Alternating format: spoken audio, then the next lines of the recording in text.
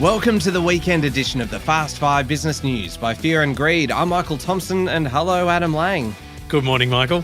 Adam, on weekdays, it's all about the Fast 5, the top 5 business stories in 5 minutes. On the weekend, we still keep it to 5 minutes, of course, but we are going to pick out the biggest business story of the week, the most remarkable story, a sleeper story, one that's flying under the radar a little bit, and then our favourite business-ish story. Let's jump straight into it. What was the biggest story of the week?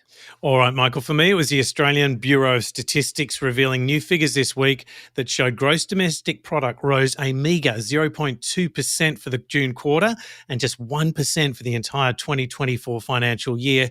Putting that into perspective, excluding the COVID-19 pandemic, this is the lowest annual growth rate since the early 1990s. And back then, we were crawling out of a recession.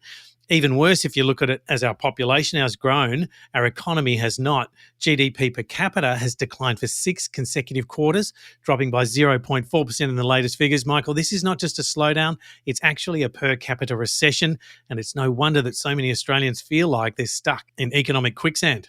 Yeah, absolutely. A big story for the economy this week. There's also a lot going on in markets as well. There were concerns about the US economy that hit Wall Street during the week, flowed onto the local market here, wiped nearly 2% off the ASX 200 in one day. There's one big kind of standout, though, out of the US, and that was the movement with chipmaker NVIDIA. The company recorded the biggest one-day tumble in value ever for a US stock, with shares falling 9.5% in one day. That is a drop of 278.9 billion US dollars, or about 415 billion Aussie. Just for perspective, that's more than 1.5 Commonwealth banks, our biggest company. That was just the drop in one day. Just analysts really starting to ask some questions about demand for AI outside of the tech sector. A big movement on Wall Street this week, Adam. Incredible numbers, Michael. Yeah, certainly was. Speaking of incredible, let's move on to the most remarkable story of the week. And for me, it was all about property prices. And I know we talk about property prices a lot, but this week we saw a 0.5% surge in national prices in just 1 month. But it's not a consistent story. You've got Brisbane growing, Perth growing, Adelaide growing, Sydney too, a little more slowly, but Melbourne is slipping. It went backwards in August. And now we've actually got the median house price in Perth and Adelaide higher than the median price in Melbourne. So it's not just a kind of a tale of two cities anymore. It's not a two-speed housing market. It's a case of pretty much kind of every city for itself right now, and it is remarkable to watch. Yeah, totally agree, Michael. For mine, the most remarkable story of the week is Star Entertainment's spiralling corporate downfall. Last Sunday, Star's executives held emergency meetings. On Monday, Star was suspended from trading on the ASX after failing to publish its financial results. But the story didn't stop there. By Tuesday, the situation had worsened as the United Workers Union raised the alarm about the future of 8,000 workers in Queensland and New South Wales. On Thursday, Star confirmed that it was reviewing its liquidity and getting under bank pressure. But meanwhile, Star still hasn't published its financial year accounts, leaving the company in complete flux.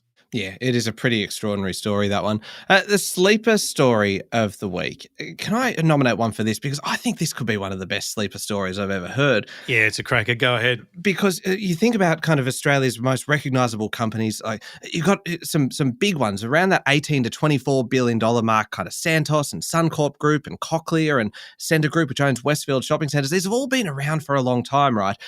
This week, we have heard the incredible story of a private company really flying under the radar, growing to the equivalent size in just 9 years, then snapped up by US investment giant Blackstone in a deal worth more than $23 billion. It's the story of AirTrunk, the great Australian success story, really, that nobody outside of the tech sector has heard of or really paid that much attention to.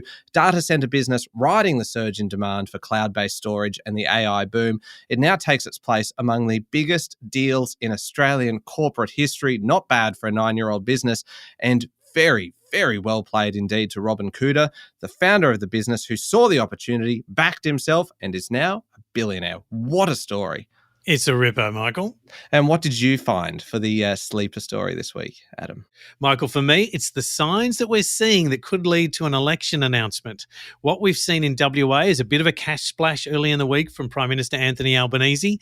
Then Jim Chalmers, He caused a political skirmish when he described the Reserve Bank interest rate settings as smashing the economy.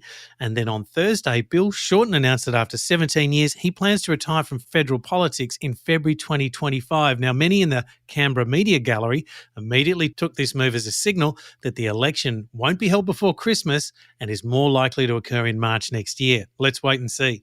Yeah, indeed. Adam, I think you and I might be united on our favourite story of the week. Why don't you take us through it?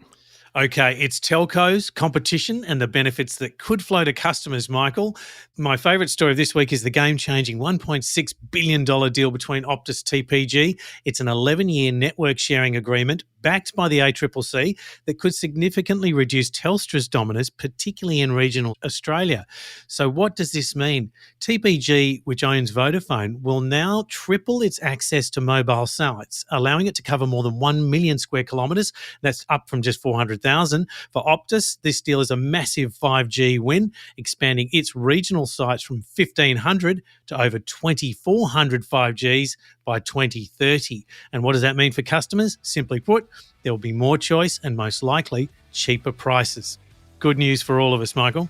Yeah, well said, Adam. All right, there we go. 5 minutes and pretty much everything you need to know in the world of business. Thank you very much, Adam.